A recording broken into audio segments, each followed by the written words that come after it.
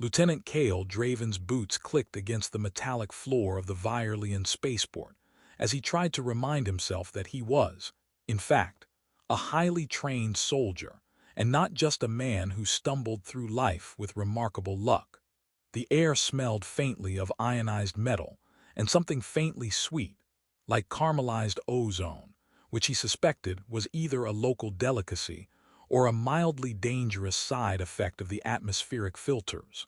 He adjusted his uniform, which felt unbearably stiff in the alien heat, and grumbled under his breath that diplomats really ought to include a casual dress code on interstellar missions. Comfort over protocol, he muttered, earning a disapproving glare from the hovering transport droid that had been assigned to follow him everywhere. As Kale exited into the city of crystalline towers that seemed to grow straight out of the ground like colossal, jagged icicles, he couldn't help but notice the subtle hum of energy coursing through the air. It wasn't just electricity, it was alive, almost breathing, as if the planet itself had been stitched with filaments of consciousness. His helmet's HUD tried to provide a friendly overlay, highlighting the safest path to the palace, but Kale ignored it. Nothing good ever came from following a polite suggestion blindly.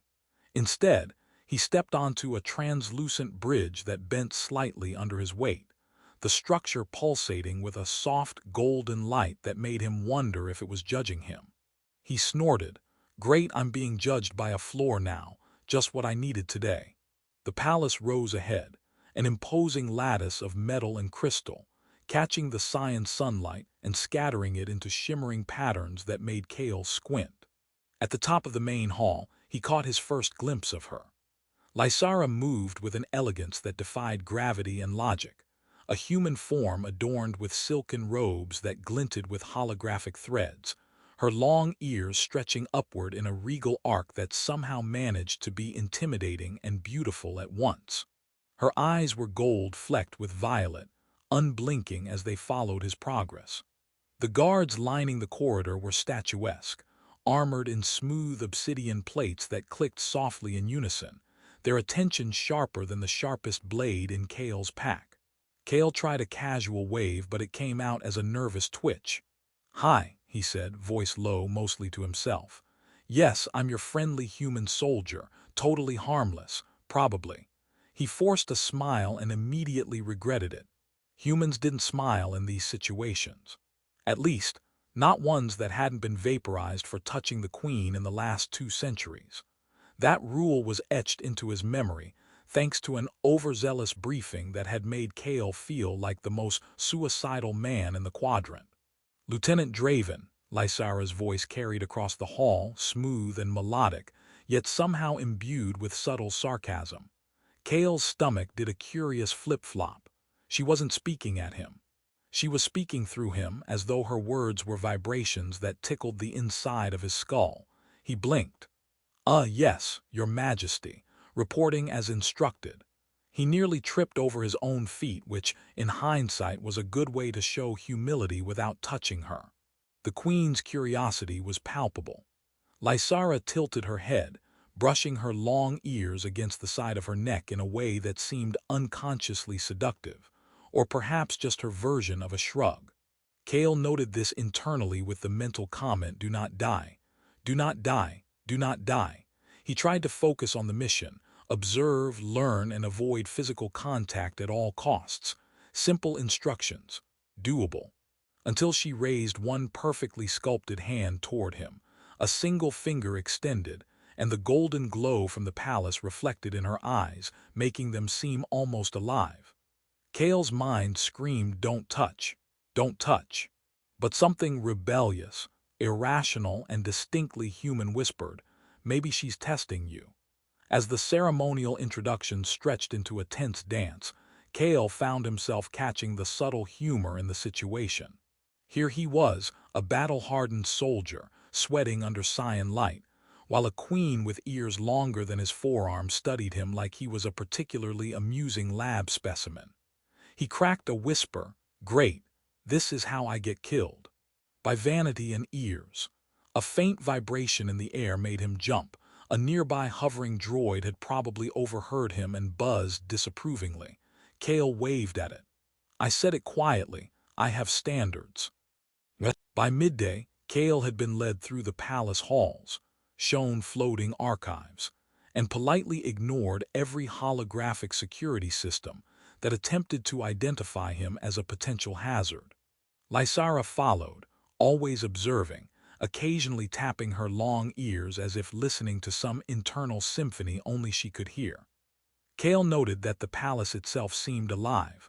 Walls subtly shifted, floors pulsed, and doors opened before he even thought of reaching for them. "Great," he muttered again. "I think I'm being haunted by a stylish ghost." Lysara, standing nearby, gave a faint smile that made his heart skip, and he realized that the Queen's amusement was somehow more dangerous than any blaster. By late afternoon, Kale had accidentally stumbled into the Queen's inner sanctum, a circular chamber filled with floating crystalline orbs projecting images of star systems he couldn't name. Lysara gestured toward him with a slow, deliberate movement, her golden eyes locking onto his. "You are curious, human," she said, voice now softer, carrying a hint of laughter. Kale swallowed. "I try to be," he replied, feeling like a nervous cadet rather than a veteran soldier. She tilted her head again, and for a moment her long ears caught the light in a way that made him almost forget all rules. Almost. That night, Kale lay in the small quarters assigned to him, staring at the ceiling and replaying the day's events. His mind raced between scenarios of royal execution and unlikely heroics, but a single thought kept surfacing. "She's human enough to be dangerous, alien enough to be fascinating, and I'm completely unprepared." He laughed softly to himself. Of course, why wouldn't the first day on an alien world be terrifyingly awkward? Somewhere outside, the palace thrummed with life, and Kale knew tomorrow would bring new lessons in diplomacy, courage, and perhaps the most perilous challenge of all, staying alive without touching the Queen. The next morning, Kale awoke to a gentle hum that seemed to vibrate through the walls of his quarters, a sound that might have been music if it weren't so strangely analytical. He rubbed his eyes and remembered with mild horror that he had to meet the Queen again. Breakfast was a floating tray of bioluminescent fruits that blinked in cheerful synchronization. Kale poked one with his fork and it shivered away, leaving a faint glowing residue on his fingers. "Perfect," he muttered. "Breakfast that mocks me, just what I need." The droid attendant hovered nearby, beeping disapprovingly, as if it, too, expected him to be graceful, civilized, and competent. Three qualities he was fairly sure did not exist in him that morning.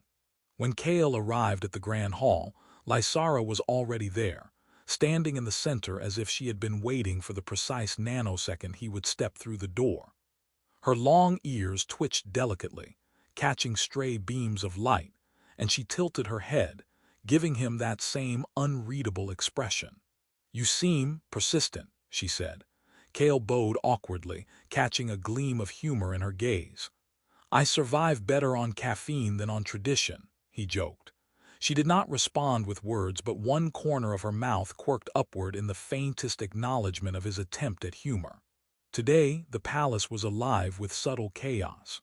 Holographic screens flickered with star maps and planetary schematics, guards shuffled with unusual urgency, and floating assistants zipped past Kale, almost colliding with his helmeted head.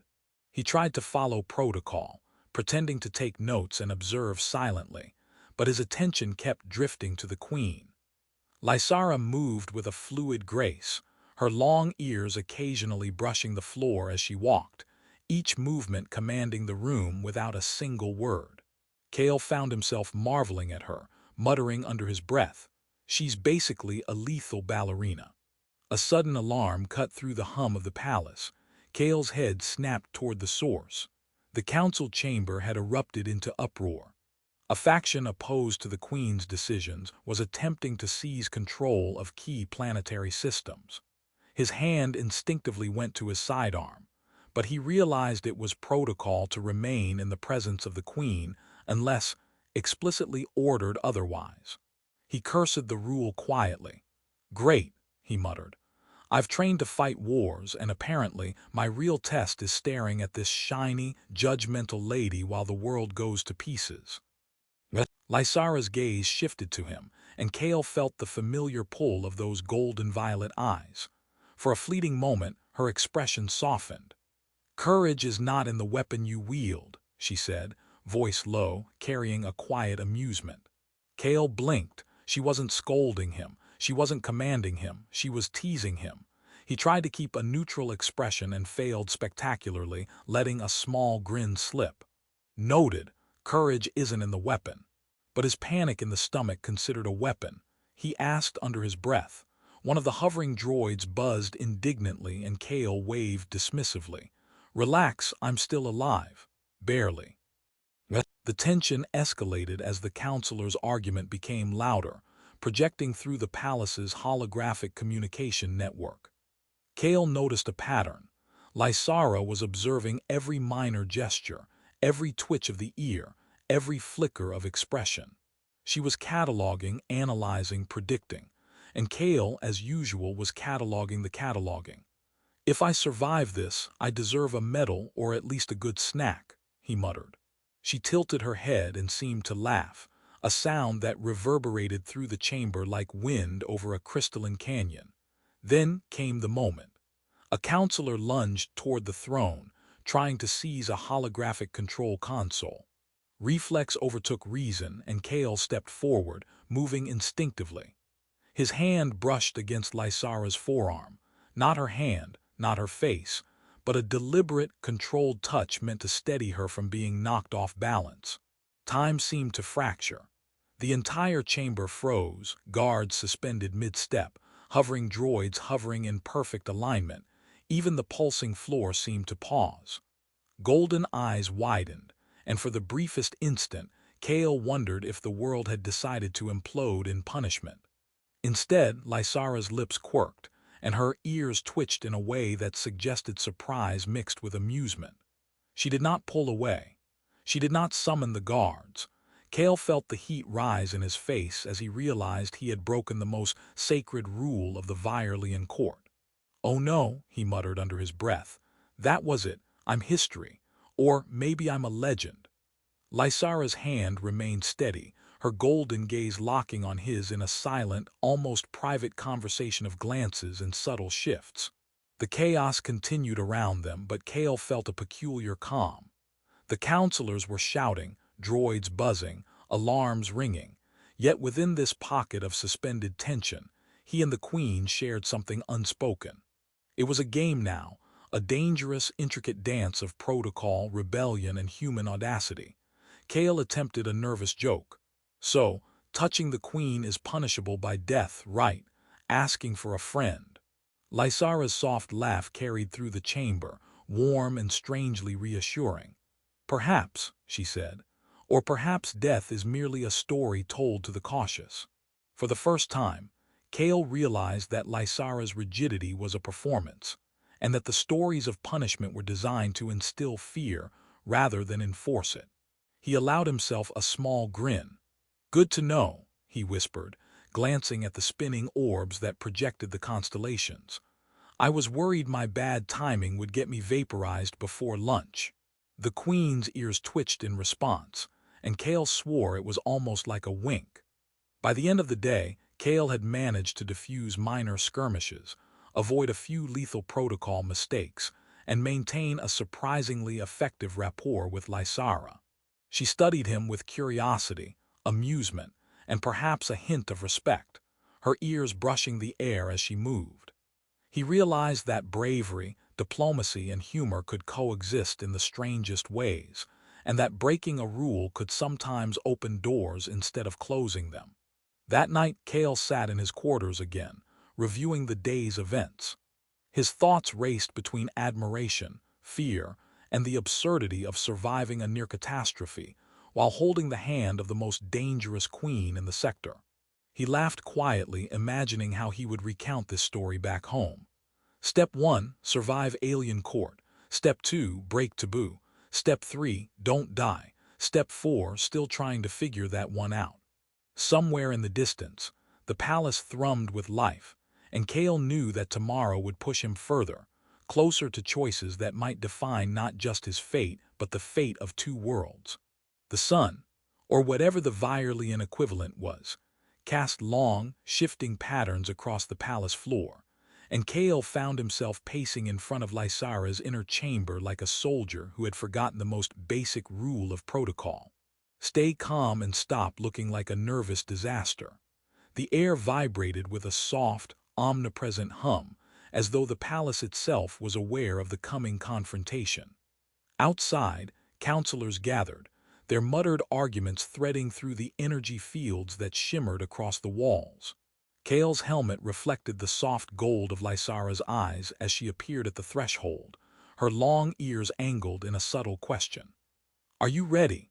she asked, voice low but carrying that same teasing undercurrent that had both infuriated and intrigued him since his arrival. Kale swallowed. "As ready as someone who is probably about to make history or embarrass themselves into intergalactic legend," he replied. They moved together through corridors alive with pulsing light and shifting floors, the palace seeming to bend subtly to accommodate the queen and her unusually bold human companion.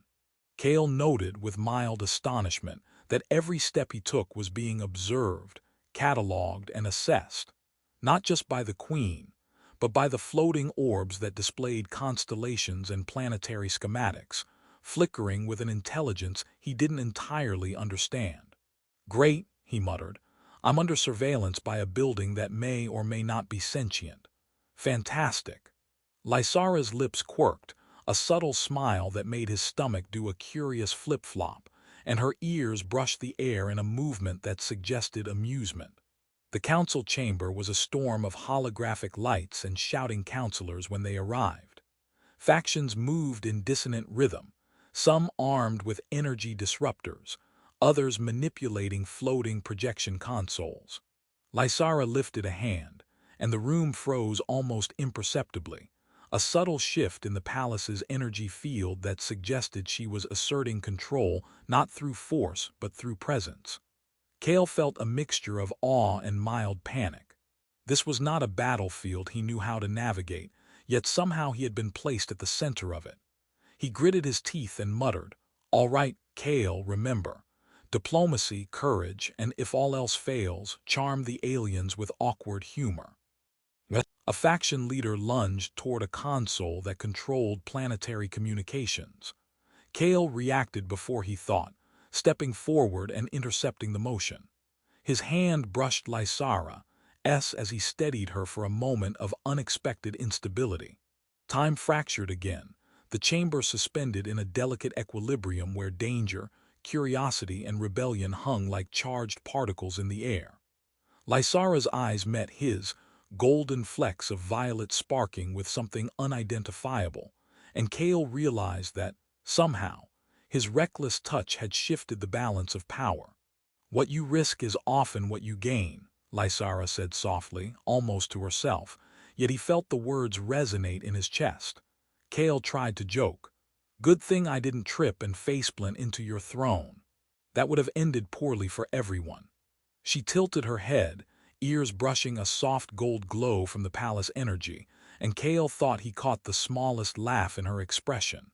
Humor, it seemed, was a tool as powerful as any weapon here. Together, they moved through the chamber, Kale learning instinctively how to read the subtle shifts in the queen's expression, the flicker of her ears, the tilt of her head.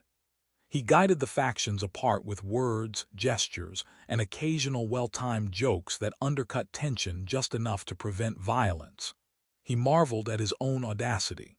Yesterday, he had worried about surviving contact with her, and today he was navigating a political storm without firing a shot. Lysara, for her part, moved with serene confidence, her ears brushing the ambient light as she projected authority through presence rather than force. By the end of the confrontation, the counselors had been neutralized, the threat contained without bloodshed, and Kale found himself standing beside Lysara, breathing hard and grinning like a fool.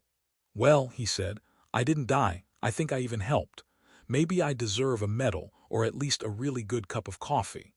She smiled fully this time, her long ears catching the shifting light like living banners.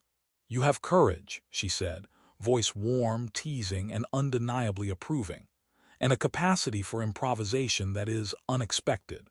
Kale blinked. Courage, improvisation, those weren't just words. They were the lessons of the past few days distilled into a moment of recognition. He had arrived as a soldier who relied on rules, force, and caution, and now he understood that true bravery sometimes required breaking rules, embracing chaos, and trusting in connection. Between people, between worlds, and even, apparently, with a sentient palace. Later, in the quiet aftermath, Kale and Lysara walked across the palace balcony. The twin moons of Virlia glimmered in the sky, casting silver light over the crystalline city. He glanced at her, golden eyes reflecting starlight, long ears brushing gently against the breeze, and realized he no longer saw a distant, untouchable queen. She was a partner in thought, in strategy, and in some surprising way a mirror for his own growth. He laughed softly. So, you gonna tell me I could have just asked to shake your hand? Her laugh was light, melodic, and entirely human, though tinged with alien mystery. Where's the fun in that? She replied. Kale shook his head, grinning despite exhaustion and residual adrenaline. The city hummed beneath them, alive, vibrant, and changed forever by their choices. He understood now that courage wasn't measured in the number of enemies defeated, but in the willingness to act in moments where consequences were uncertain, and in the audacity to reach out, literally, sometimes, when the rules said you couldn't. And as Kale gazed at the twin moons and the flickering lights of Virlia, he knew that he had changed. He had survived, yes, but more importantly, he had grown into a soldier capable of diplomacy, humor, and audacious risk. The Queen's hand brushed against his shoulder, not as a command but as an acknowledgement, and he felt the weight of history and the lightness of possibility at